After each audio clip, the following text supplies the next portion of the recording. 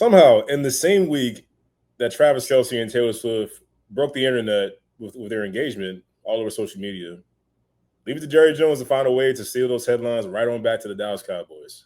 Micah Parsons has been traded to the Green Bay Packers for 2 first-round picks and also Kenny Clark.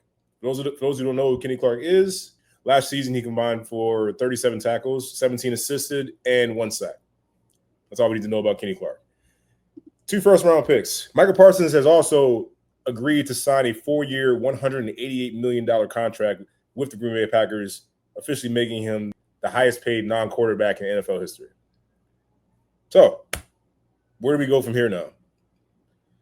You look at Green Bay, Micah Parsons is joining a Packers defense that was 5th in total defense in the 2024 season, and that was up from 17th in the previous year. So you imagine that this Packers defense all of a sudden might be a prime Super Bowl contender in the NFC?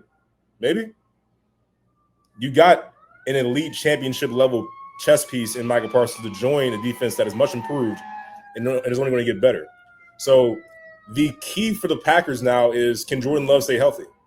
As we know, over the past couple of seasons, he has not been able to stay healthy. He's been a little reckless with the football. So although this Micah Parsons trade is huge for the Green Bay Packers, and they clearly have won this trade, and I'm going to tell you why, now it's, can your quarterback stay healthy?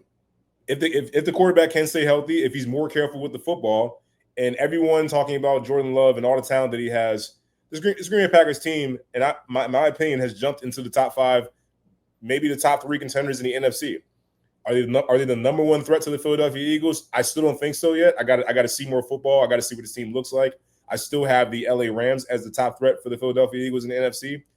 But this Micah Parsons trade bolsters Green Bay tremendously. I think it definitely puts them in teams to be talked about when it comes to who can contend in the NFC and who can potentially take out the Philadelphia Eagles. But look at this from the Dallas Cowboys side of things.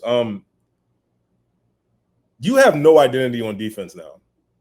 Or in my opinion, or at least I'm questioning, what will your identity be? Because now you've lost DeMarcus Lawrence. He's now in Seattle, and now you traded away Micah Parsons.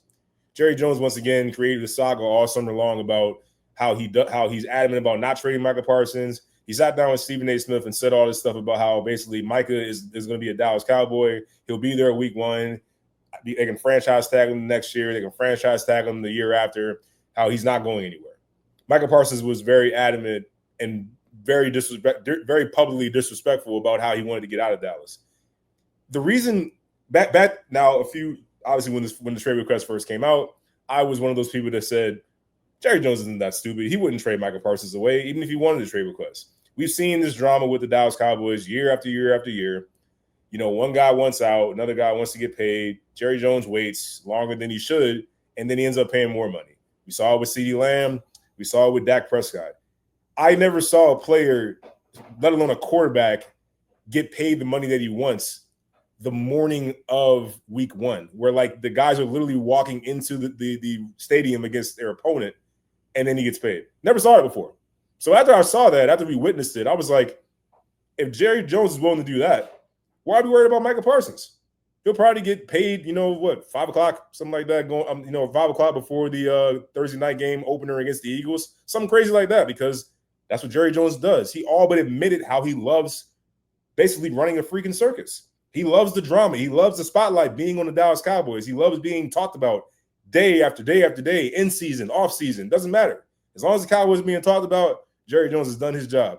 That's what he loves. Well, now again, congratulations, Jerry. You somehow stole the spotlight away from Taylor Swift and Travis Kelce. Only you. You didn't make your football team better, but you somehow were able to steal headlines again. Isn't that what Jerry Jones does?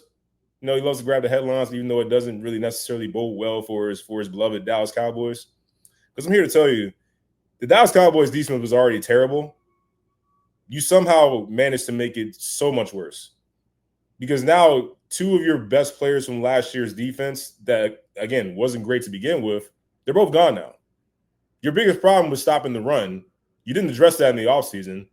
You basically made no moves in the offseason. This is the biggest move you made all offseason long, and it was trading away one of your best guys. So if you're a Green Bay Packers fan, you should be ecstatic. You should be excited, even more excited. If you're a Dallas Cowboy fan, hey, new year, new season, same old Jerry Jones, right? That's where we are.